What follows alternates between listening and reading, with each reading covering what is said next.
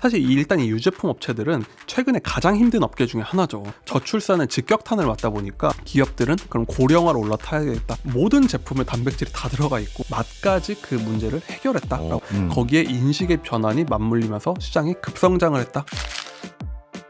키워드로 세상 보는 눈을 키워보는 키워드 경제 시간입니다. 오늘도 남궁민 작가와 함께합니다. 어서 오세요. 안녕하세요. 예, 오늘 키워드는 뭔가요? 오늘 가져온 키워드는 단백질입니다. 네, 뭐 운동하시는 분들은 이거 파우더로 아예 별도로 드시는 분들 계시잖아요. 오늘 뭐 건강과 관련된 얘기인 거죠? 예, 단백질 하면 뭐 근육질에 헬스장에 뭐 사는 분들이 딱 떠오르는 그런 이미지가 있잖아요. 네. 그렇게 큰 통에서 뭐 퍼먹고 예. 그런 이미지가 있는데 운동하는 분들이 아니면 뭐 크게 생각하지 않는 것 중에 하나이고 뭐 이 단백질이 그렇게 존재감이 크지 않은 것 같기도 한데 사실 요즘은 식품업계에서 가장 핫한 키워드를 하나만 꼽으라고 하면 바로 이 단백질이라고 할 수가 있습니다.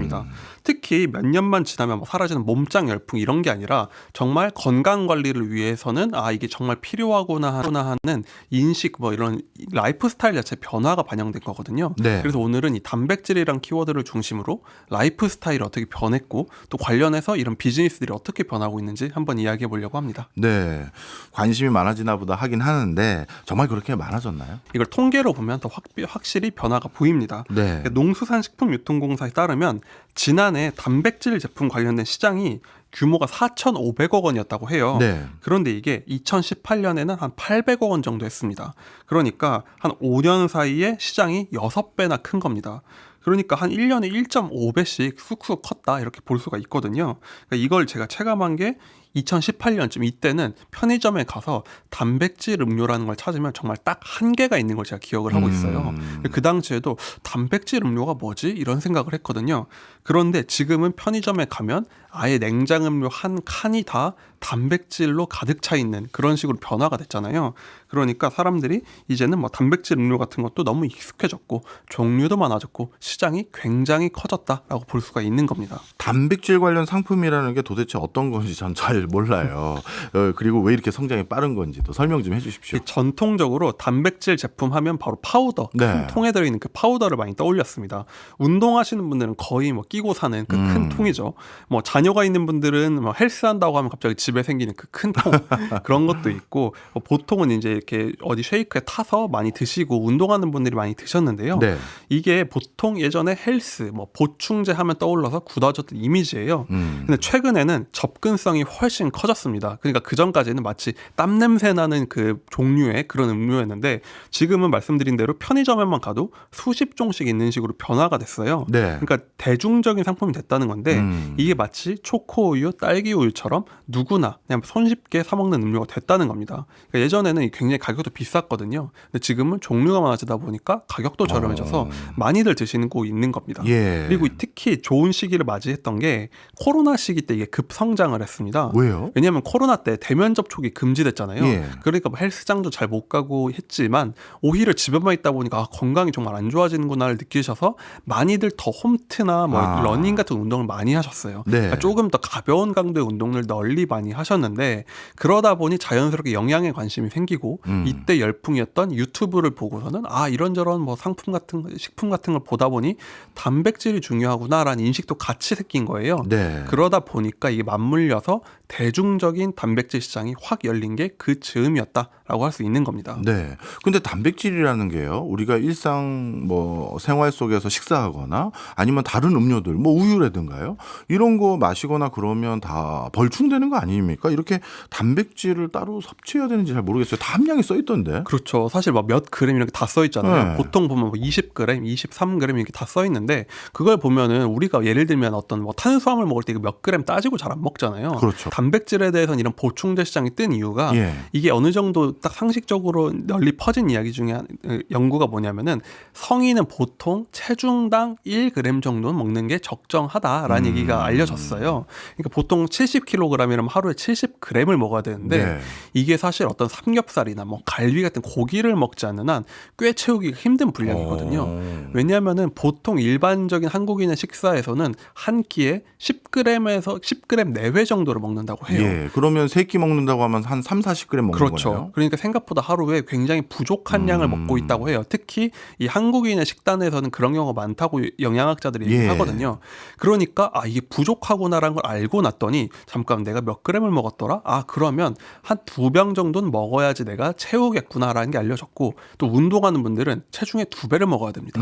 그러다 보니 이거는 일반적인 식사는 거의 드시기 힘들다 보니 네. 이런 시장에 대한 관심이 커질 수밖에 없었던 거죠. 그렇군요. 그럼 방금 말씀 주셨던 우리나라 식습관 문화상 단백질 섭취가 용이하지 않다라는 것과, 그리고 평균적으로 우리가 일일 단백질을 벌충해야 되는 양들에 대한 정보들은 옛날부터 있었을 텐데 최근 이렇게 인기가 있게 된 이유가 뭐예요? 제가 떠오르는 게 한 10여 년 전만 해도 예를 들면 걸그룹이나 이런 아이돌들의 뭔가 부각 포인트 중에 하나 뭐였냐면 스키니였어요. 예. 굉장히 빼빼마른 그런 딱 그 하체 라인 이런 거를 강조를 하고, 그래서 굉장히 마르고 이런 거를 강조하던 시기가 있었거든요. 네.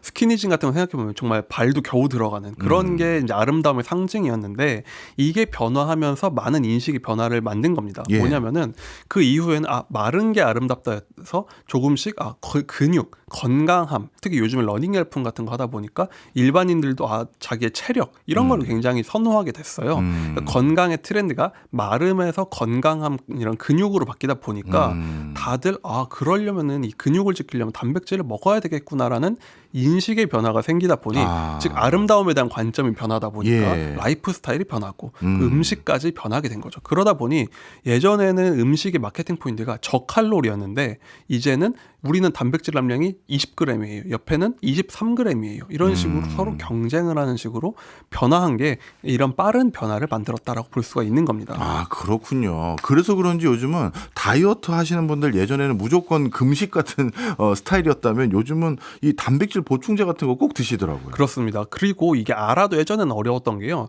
이게 파우더 얘기를 했지만 네. 사실 그것보다 더 많이 알려진 것 중에 하나가 닭가슴살 먹는 거였어요. 네, 맞아요. 이거를 보통 영양학계에서는 이제 업계에서는 파우더 같은 거, 그리고 그 다음에 닭 가슴살을 먹는 유행을 얘기를 하거든요. 예. 저도 예전에 대학생 때 해봤던 기억이 나는데 네. 이걸 삶아서 찢어서 먹고, 그리고 다들 그 통에 하나씩 들고 다니면서 네. 그거 꾸역꾸역 먹고 많이들 했잖아요. 네. 그러다 보니 그전에는 그걸 먹어도 한 20g 정도 겨우 먹거든요. 그러니까 단백질 먹기 너무 힘들다. 거리감이 컸는데 이 시장을 노려서 대기업들이 들어오면서 방금 말씀드린 보충제, 특히 그러면서 맛있는 걸 내다 보니까 나도 힘들게 닭가슴살 먹는 게 아니라 저렇게 손쉽게 먹을 수 있구나 하면서 이 시장이 더욱 대폭 성장을 했고 거기에 인식의 변환이 맞물리면서 시장이 급성장을 했다라고 볼 수가 있습니다. 그러면 예전에는 근육 키우려는 어떻게 보면 근육남들 이런 분들만 즐기는 게 아니라 요즘은 여성분들도 인식이 많이 바뀌었겠어요. 그렇습니다. 지금 이 시장의 성장을 이끈 게 두 그룹이 있는데요. 네. 그 중에 하나가 바로 여성들입니다.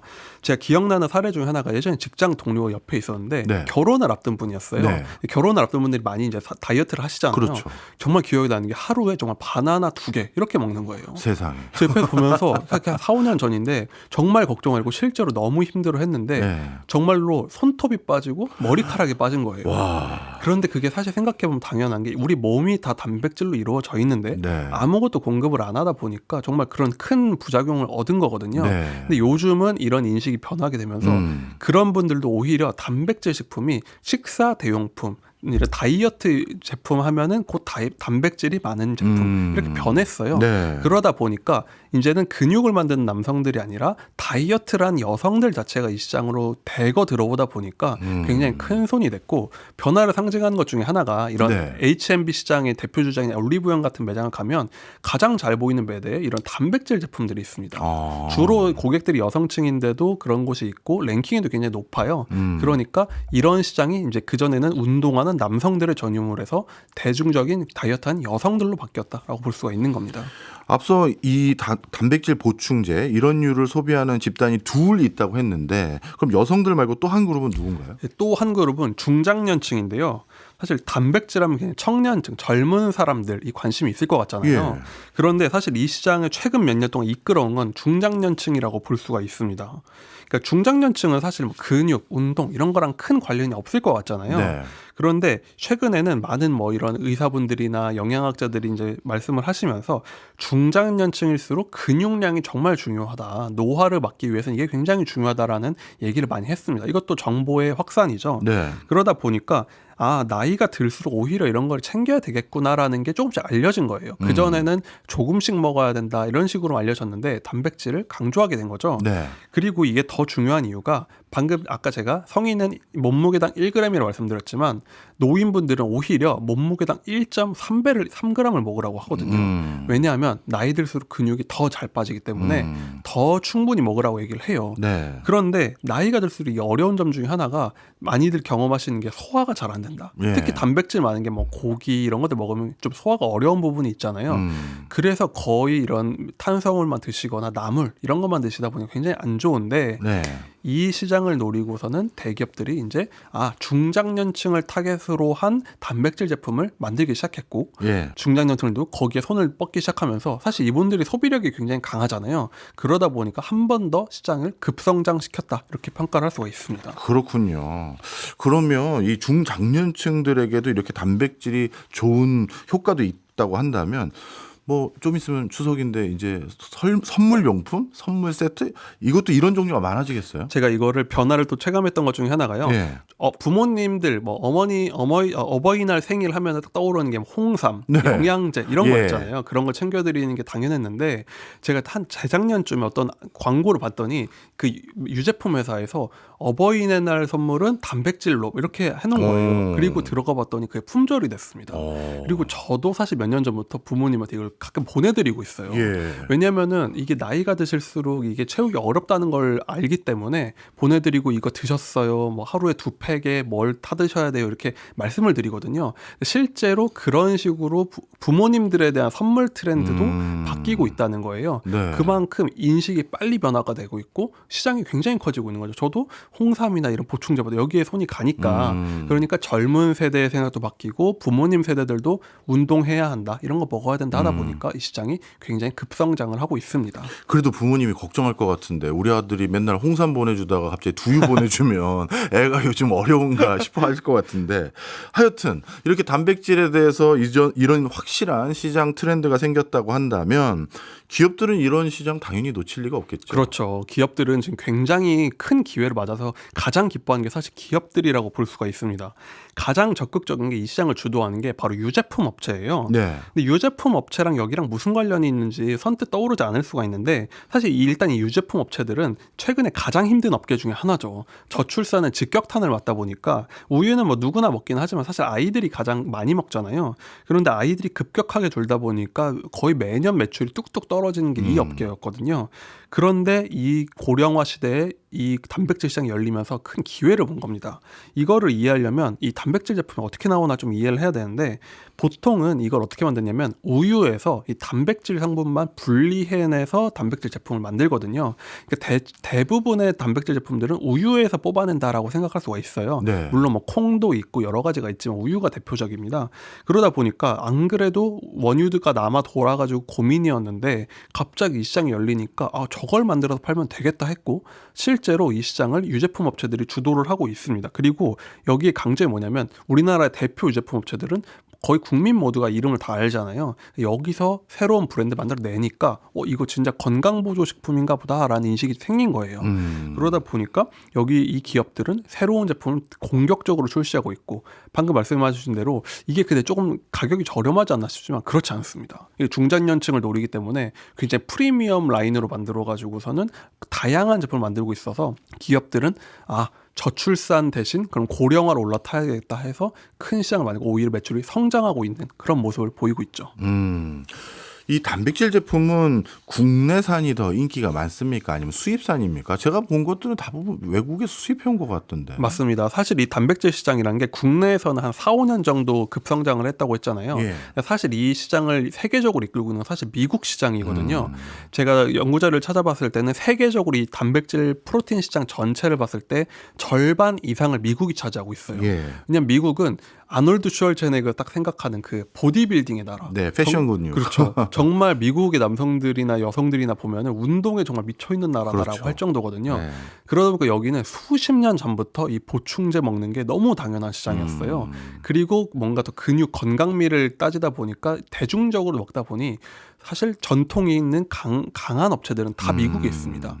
그래서 수입산이 우리나라도 주도했고 우리나라도 운동하는 분들은 거의 수입산을 많이 드세요. 아직도 네. 여러 가지 성분이나 이런 것 때문에. 그렇지만 방금 말씀드린 여성, 장년들은 그런 뭐 하나하나의 성분보다는 뭔가 좀 친근한 이미지라든지 얼마나 먹기가 편하냐, 얼마나 믿을 만한 브랜드냐로 보기 때문에 이 시장을 국내 기업들이 굉장히 빠르게 개척을 하면서 기존의 이런 운동하는 사람들의 시장은 수입산, 그리고 대중적인 시장은 국내 기업들이 유도하는 식으로 시장을 양분하고 있습니다. 그렇군요. 맛은 어때요? 이게 맛도 굉장히 중요한데요. 예. 저도 기억하는 게 예전에 한 10년 전만 해도 단백질 보충제라는 걸 정말 꼭 참고 먹었어야 되고요. 맛이 없군요. 그때도 굉장히 맛이 없어서 우유에 타서 정말 코 막고 먹고 약간 역하다라고 얘기할 정도였어요. 예. 그리고 먹으면 속이 굉장히 더부룩하고 이래서 이거에 대한 거부감도 컸습니다. 특히 뭐 남성들은 여드름이 올라온다, 피부 트러블이 난다고 했었어요. 예. 그런데 이건 정말 옛날 얘기가 된 게 정말 그 사이에 굉장히 많은 집중 투자가 이루어지면서 이제는 트렌드가 맛으로 바뀐 거예요. 이야. 보통은 1세대를 파우더라고 했고 2세대는 닭가슴살이나 아몬드 먹던 시절, 생물 예. 먹는 시절이었고 지금은 3세대라고 보통 얘기를 하는데 여기는 맛으로 바뀌어서 제가 먹은 바로는 정말 초코 우유랑 다를 바가 하나도 없는 수준으로도 갔고 그 맛으로 집중하다 보니 그걸 뭐 요거트로도 내고 이런 우유로도 내고 커피에도 타주고 뭐 과자에도 넣고 이런 식으로 하고 있거든요. 네. 그러다 보니까 맛이라는 허들을 한 번 더 넘어서 딱 기억하는 게 예전에 제로 음료 처음 나왔을 때 다들 제로 맛없어서 못 먹었잖아요. 네. 근데 지금은 오히려 이거 제로가 이러잖아요. 대세죠. 예. 그런 거랑 똑같은 변화가 일어나서 예. 더욱더 모든 제품에 단백질이 다 들어가 있고 저도 요즘 먹는 과자들만 봤더니 단백질 11g 뭐 예를 들면 이렇게 써 있는 네. 그런데 맛은 똑같아요. 네. 그러다 보니까 맛까지 그 문제를 해결했다라고 볼 수가 있는 겁니다.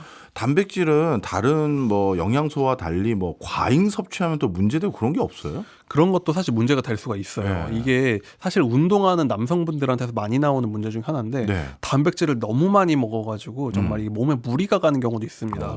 왜냐하면은 이게 굉장히 과잉 섭취, 모든 영양소가 그렇지만 과잉 섭취는 몸에 무리가 갈 수 있거든요. 그래서 물론 그 정도로 먹으면 안 되지만 이게 어느 정도 일반인들이 보충하는 선에서는 큰 문제가 없다. 그래서 양을 꼭 지켜야 된다라고 얘기를 합니다. 네. 운동을 하는 분들도 몸무게 2배 이내로 먹는 게 좋다라고 얘기를 하니까요. 네. 그 정도로 하는 게 좋고 그리고 무엇보다 요즘에 이런 제품들은 다 함량을 써 있다 보니까 예. 어느 정도 생각을 하고 요 정도 먹으면 되겠구나 규칙성을 만들면은 큰 무리는 없을 것 같다. 전문가들이 얘기합니다. 네.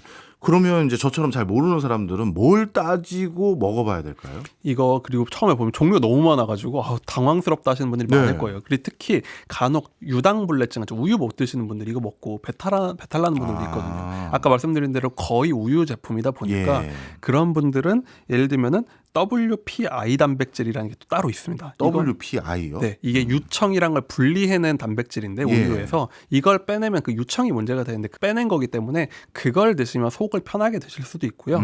또 찾아보면은 식물성으로 콩에서 뽑아낸 단백질 제품도 있거든요. 네. 그런 걸 찾아서 드시면 조금 더 소화도 편하시고 이렇게 좀 낯선 분들은 그런 걸로 접근해 보시는 것도 건강을 챙기시는데 도움이 많이 될 것 같습니다.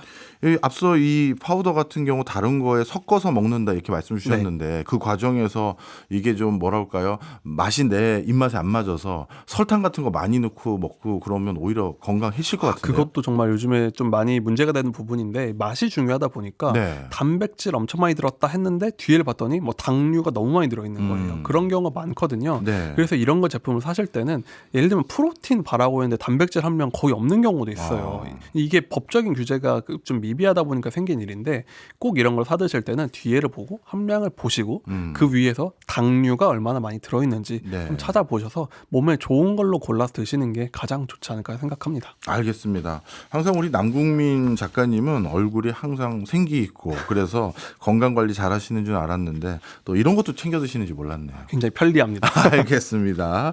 지금까지 남궁민 작가였습니다. 오늘은 건강에 도움되는 지식 전해주셨네요. 오늘 고맙습니다. 감사합니다.